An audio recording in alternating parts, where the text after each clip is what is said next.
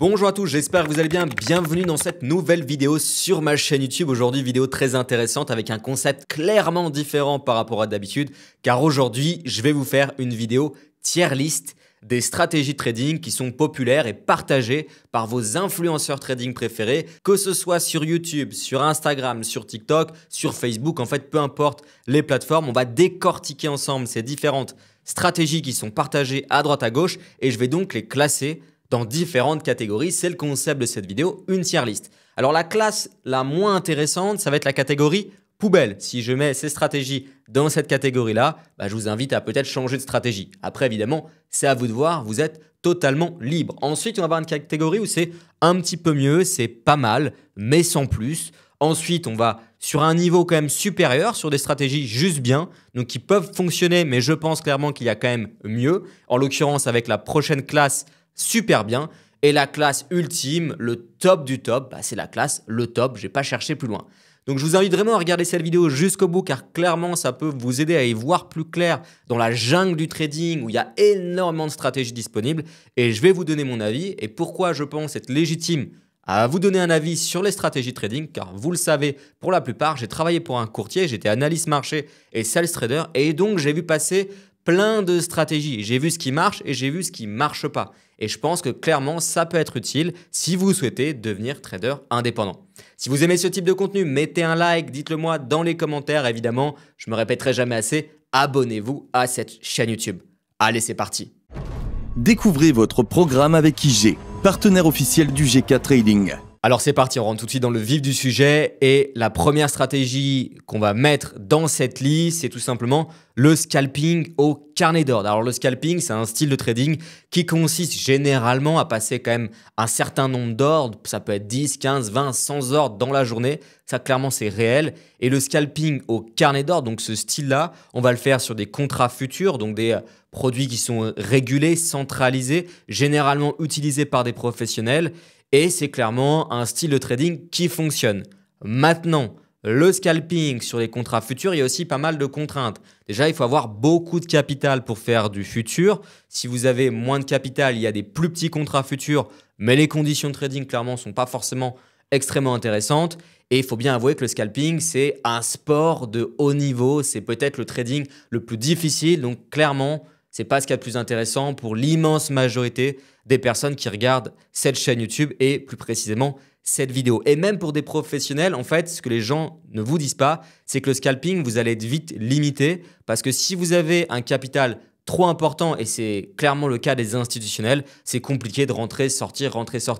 Donc quoi qu'on en dise, le scalping, ce n'est pas forcément pour les plus gros porteurs et ça peut être adapté à une clientèle de détail et moins utilisé par les institutionnels. Et ça, c'est une réalité. Donc, quand on vous dit le scalping, c'est pour les institutionnels, pas forcément, peut-être dans certains hedge funds sur des produits particuliers. En revanche, je veux dire que c'est pour des pros, des personnes qui maîtrisent le trading, c'est réel. Voilà rapidement pour le scalping au carnet d'or. Donc, c'est sur des produits qui sont intéressants, les futurs. Maintenant, je vais simplement mettre ça dans juste bien.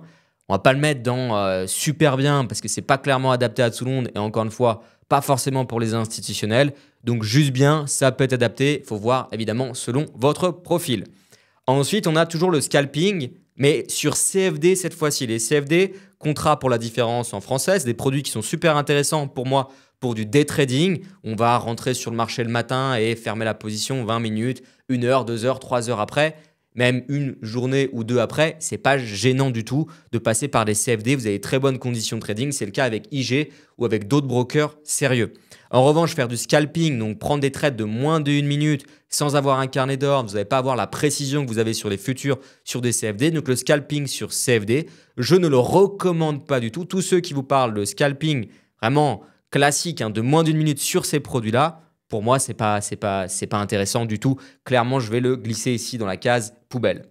Ensuite, on a l'intra-scalping et c'est là la nuance. Et même parfois, je fais l'erreur un petit peu involontairement. Je vous parle de scalping sur CFD. En fait, ce n'est pas du vrai scalping, c'est de l'intra-scalping. Donc, c'est entre le scalping et le day trading. Donc, c'est des trades qu'on peut faire sur des CFD ou sur des futurs qu'on va garder peut-être 5 minutes, 10 minutes, 15 minutes, 30 minutes. Pour moi, ce n'est pas du scalping, c'est de l'intra-scalping. Ce n'est pas du pur scalping comme je viens de vous le présenter sur Futur. Donc, l'intra-scalping sur CFD, pour moi, ça peut être intéressant Maintenant, la problématique qu'on va avoir là-dedans, c'est qu'on va quand même passer pas mal de positions, donc on va avoir quand même beaucoup de frais pour pas forcément gagner beaucoup plus. C'est les chiffres des autorités de marché qui le montrent par rapport à quelqu'un qui va faire plus de la qualité à de la quantité. Et plus on est sur des unités de temps courtes, comme du 1 minute, 5 minutes pour prendre des opérations, moins c'est fiable, plus il y a de bruit. Donc, encore une fois, c'est pour un très très bon trader. Donc, le scalping, pour moi, je vais le mettre dans pas mal sans plus, sur scalping, sur CFD, mais je ne vais pas le mettre évidemment dans poubelle intra-scalping, vous m'avez compris. Vous voyez, je me trompe parfois, parce que la frontière est quand même assez mince. Ensuite, on a ce qu'on appelle le day trading, et le day trading, mais de tendance. Que le day trading, je viens de vous expliquer rapidement ce que c'est. C'est une position qu'on ouvre et qu'on ferme dans la journée. C'est un style de trading qui est incroyable, que je pratique régulièrement. Maintenant, pour être plus précis, le day trading, mais de tendance, c'est-à-dire de passer des ordres sur des marchés qui sont très directionnels. C'est-à-dire qu'on va capter une forte tendance sur un indice et on va éviter de faire de l'anticipation. On va juste constater une tendance et on va rentrer dans le sens de cette tendance sur des unités de temps plus courtes comme du 15 ou du 30 minutes. C'est ce que je fais, c'est idéal. On peut le faire sur des futurs, sur des CFD, sur des turbos, sur plusieurs types de produits trading en réalité. C'est tout à fait adapté aux débutants. On va faire de la qualité et pas de la quantité. On peut quand même gagner pas mal d'argent, voire parfois plus qu'un scalper parce qu'on fait moins d'erreurs. Et c'est plus rentable par rapport au temps qu'on va consacrer. Encore une fois, si on compare ça avec un scalper qui va rester toute la journée ou presque devant les écrans, même s'il y a encore certains types de scalpers, vous m'avez compris. Donc pour du day trading de tendance, je trouve que c'est idéal. Donc clairement, le day trading de tendance, je vais le mettre ici dans la catégorie le top stratégie, vraiment qui est adapté au plus grand nombre. Alors évidemment, on reste dans la catégorie trading, ça reste un métier le trading, mais clairement, ça peut être adapté, je pense, à pas mal de monde. Ensuite, on peut avoir une sous-catégorie, le day trading, on va dire non directionnel, sans prendre en considération les tendances. Ça peut être aussi jouable pour les traders qui ont un peu plus de performance. Ça veut dire de travailler parfois à contre-tendance sur du 15, du 30 minutes. Ça peut être intéressant. Clairement, ce n'est pas tout ce que je fais, ce n'est pas ce que je recommande. Mais il y a certaines personnes, il faut bien l'avouer, qui arrivent. Donc, je vais le mettre ici dans juste bien. Ensuite, on a les stratégies ICT et SMC. Alors là, clairement, ça va vous intéresser. Je pense que je vais me prendre des commentaires négatifs clairement au pied de cette vidéo. Alors, le Smart Money Concept, clairement, je vais le mettre directement dans juste bien. Beaucoup de gens sur Internet, beaucoup d'influenceurs vont vous vendre ça comme la stratégie miracle où on va se mettre comme les institutionnels, on va faire l'inverse des particuliers. Alors, c'est pas bête d'avoir cette approche-là. C'est d'ailleurs ce qu'on peut faire rapidement avec UGK Trading lorsqu'on se concentre un peu sur le sentiment client. Maintenant, ça existe depuis la nuit des temps, c'est un thème marketing. SMC, on l'a vu sur les recherches Google, ça a explosé, je crois, il y a 3 ans et demi maintenant. Il faudrait vérifier précisément les dates. Donc, ce n'est pas du tout quelque chose de nouveau. Et le trading, en fait, c'est le fait d'éviter les pièges. Donc, j'ai du mal un peu à mettre ça dans une catégorie de stratégie précise. Maintenant, voilà, ça reste juste bien, on va dire sans plus de mon point de vue. Mais si vous êtes à l'aise avec cette stratégie, allez-y. Mais le problème qu'on peut avoir dans les stratégies SMC, ICT, c'est qu'en fait, on vend ça comme une stratégie un peu, on va faire l'inverse des particuliers. Mais aujourd'hui, c'est tellement populaire que tout le monde s'intéresse au SMC qu'au final, vous faites un peu comme tout le monde et maintenant, vous faites piéger. Donc, les stratégies peuvent évoluer en ce sens. Donc, faites attention. Ce n'est pas inintéressant, mais ce n'est pas nouveau et clairement, ce n'est pas une stratégie miracle. Ensuite, on a le swing trading avec du leverage, de l'effet de levier. Swing trading, c'est quand on passe des positions qu'on va garder plusieurs jours, plusieurs semaines, 1 mois, 2 mois, grand maximum. Sinon, au-delà de 2 mois, je vais appeler ça de l'investissement dynamique. Alors maintenant, le swing trading à levier, ça peut être intéressant si c'est du swing trading, mais pas au-delà d'une semaine, quoi. Si vous faites des trades de 3 à 4 jours, certains vont appeler ça swing trading, avec du levier sur CFD, futur ou autre. Vraiment, ça ne me pose pas plus de problèmes que ça, d'autant plus si vous le faites dans la tendance.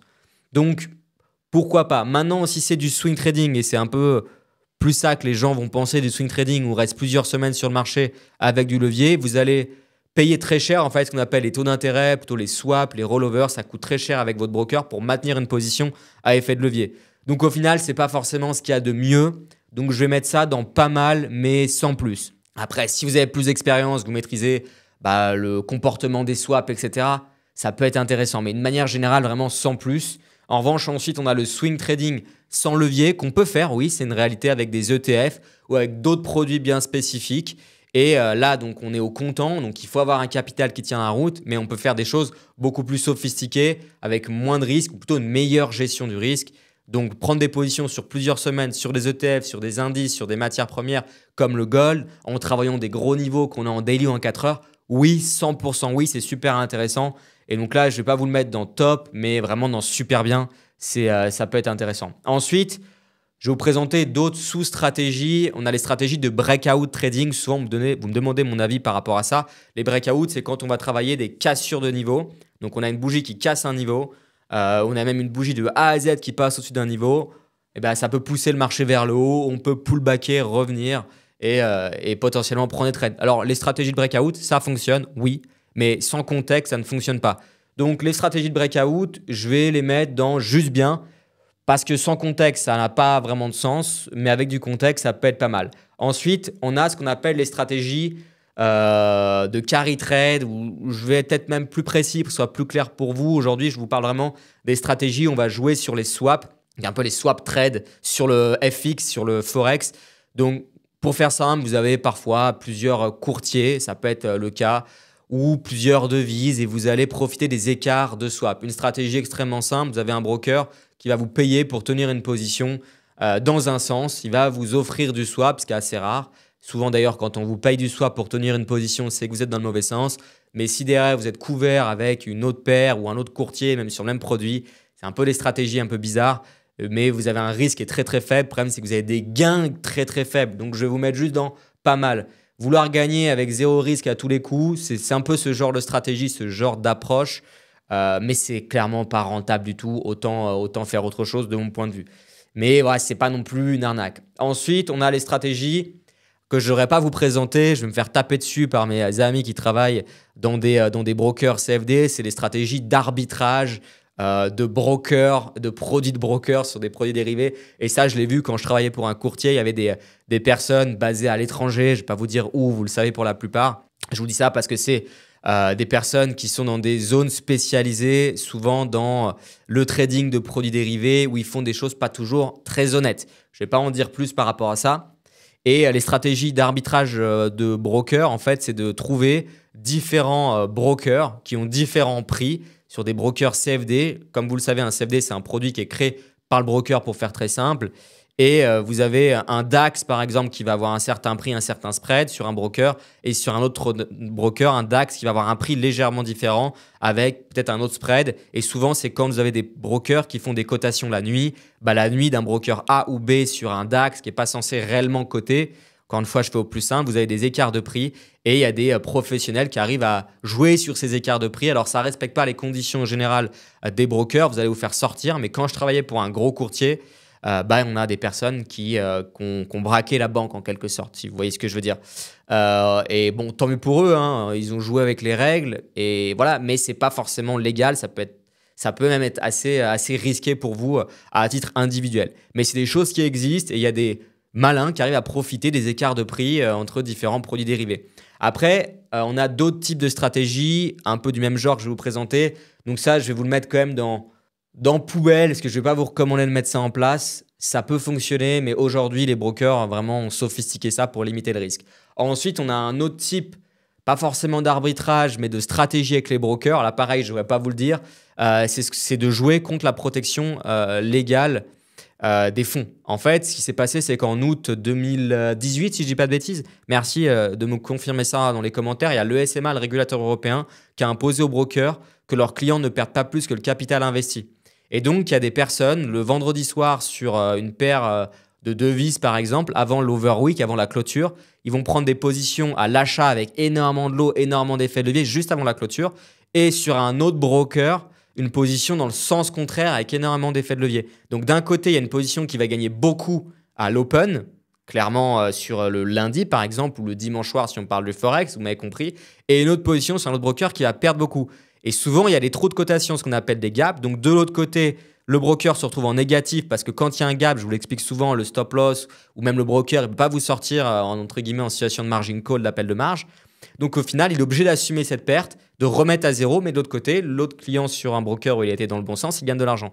Ça, c'est des stratégies, on a eu beaucoup. Aujourd'hui, ça se fait de moins en moins et vraiment, je ne vous recommande pas de faire ça parce que les courtiers, en fait, font mettre ce qu'on appelle un pré-close margin, si le terme est bon, c'est-à-dire qu'en fin de séance, la marge diminue, donc c'est plus tout possible. Mais quand il y a eu cette réglementation qui est rentrée en vigueur de protection légale contre le solde négatif, il y en a qui ont réussi à jouer avec ça et qu'on gagne de l'argent. Maintenant, les brokers ont eu le temps de s'adapter et croyez-moi, ils sont très très malins. Donc faites du trading sérieux si vous voulez gagner. Donc ça, bon, je vais le mettre clairement dans la case poubelle.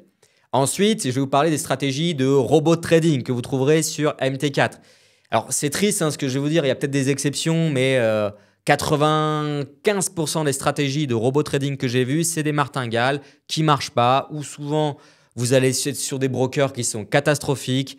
Donc, je ne vais pas en dire plus. Si vous voulez trader, tradez par vous-même ou sinon faites-vous aider par des scripts, des robots semi-automatiques, mais du 100% automatique. Un jour ou l'autre, ça pète. Ça nécessite quand même d'avoir un humain qui gère les risques, qui contrôle, qui adapte un petit peu selon le contexte, etc.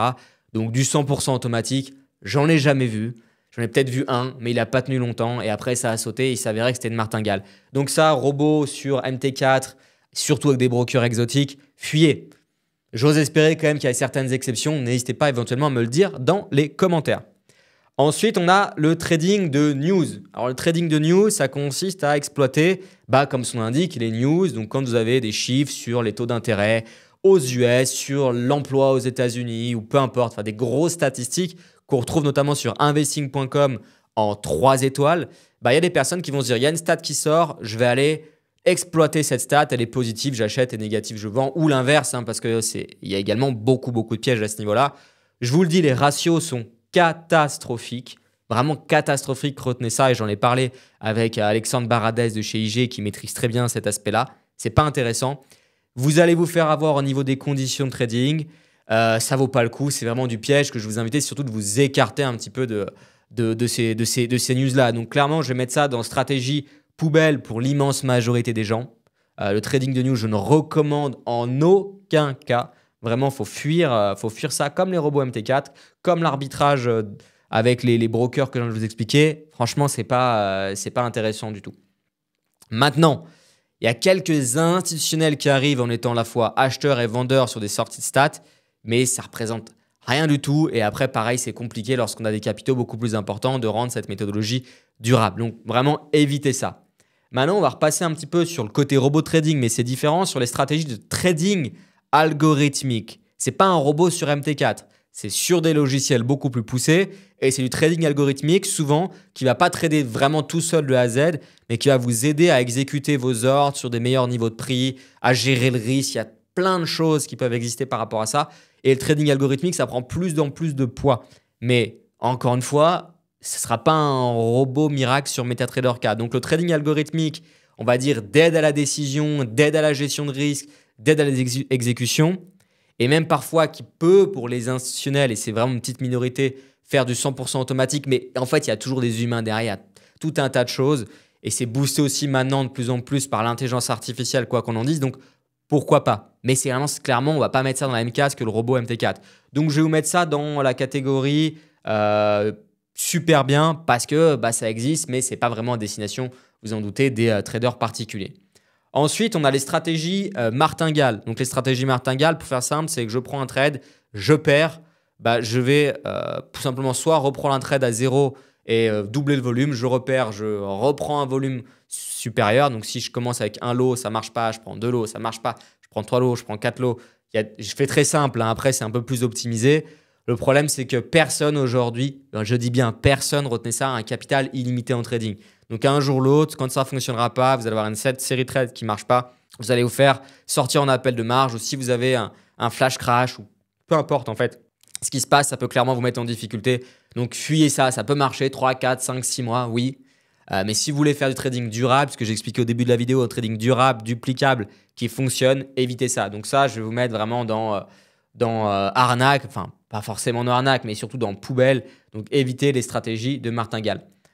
Après, il y a d'autres approches de martingale, mais c'est un peu différent. C'est pas de à chaque fois reprendre un nouveau trade quand on a accepté une perte. C'est de dire voilà, le prix il baisse, je remets de l'argent. Le prix il continue à baisser alors que je suis dans le mauvais sens, je remets des lots. Ça revient à multiplier à chaque fois sur nos trades et on se retrouve avec tout un tas de positions et c'est ingérable en termes de risque. Et un jour ou l'autre, encore une fois, vous allez vous faire sortir car on n'a pas de capital illimité. Ensuite, on a le trading fonda. Trading fonda, je vous le dis, on va le mettre tout de suite dans la poubelle.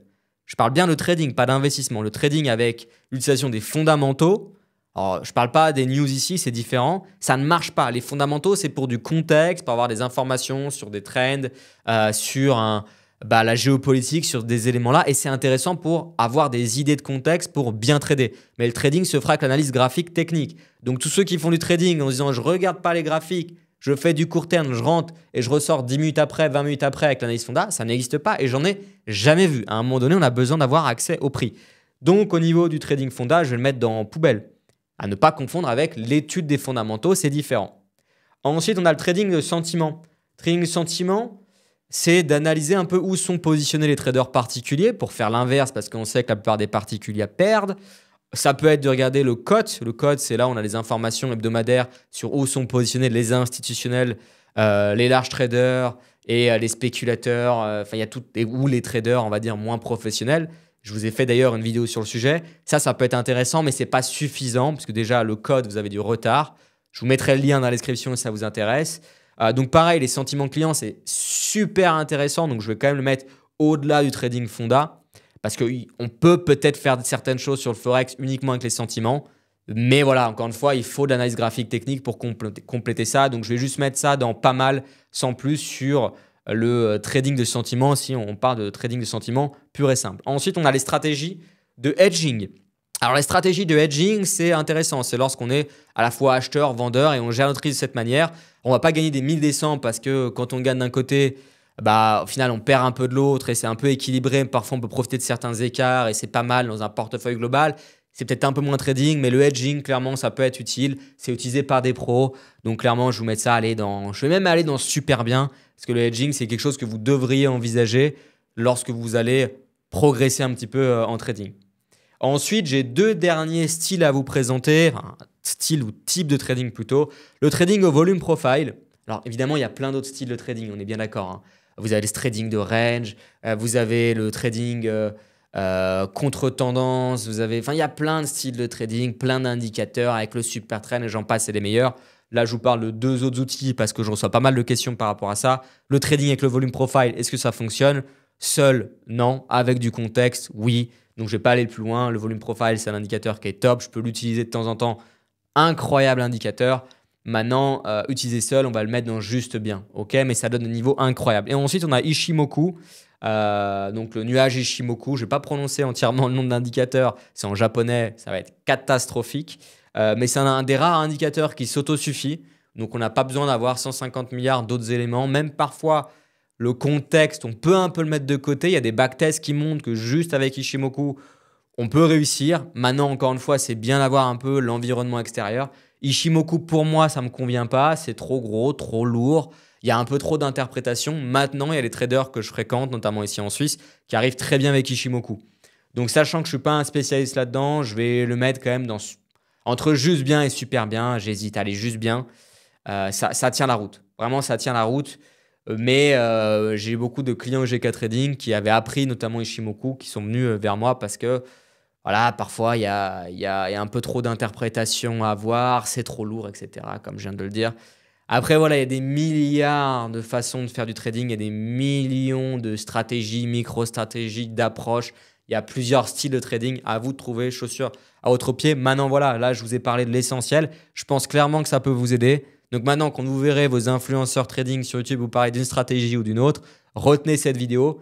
Et peut-être qu'avec mon expérience de broker, ça fait plus de 10 ans que je fais du trading, ça va vous aider à vous guider dans un sens ou dans l'autre et j'espère dans le meilleur sens pour réussir en trading. En tout cas, merci beaucoup d'avoir suivi cette vidéo jusqu'au bout. J'espère vraiment que ça vous a plu. J'espère que vous avez aimé ce concept. On pourra faire ce concept, c'est un peu sur d'autres types de vidéos, d'autres sujets, on va dire, en lien avec le trading et la bourse. Je pense que ça peut être super intéressant. Abonnez-vous à la chaîne YouTube, mettez le petit like, mettez-moi tous vos commentaires. Ça fait toujours plaisir et ça développe la chaîne, vous le savez. Vous voulez apprendre le trading à mes côtés, vous avez une initiation 100% gratuite. Vous avez le lien dans la description. Pas de carte bancaire, pas d'affiliation. Et ceux qui souhaitent aller beaucoup plus loin avec moi et directement, vous avez le programme des Traders Pro qui est notre programme best-seller. On est quand même relativement nombreux maintenant. Vous avez des webinaires de groupe, un espace e-learning, des outils de trading, une plateforme de questions-réponses et c'est accessible à vie. Et franchement, c'est compétitif. Allez-y, ça vous permettra d'avancer. En tout cas, vous avez toutes les informations pour aller de l'avant. Merci beaucoup et comme d'habitude, soyez très prudents sur les marchés financiers. C'était votre programme avec IG, partenaire officiel du GK Trading.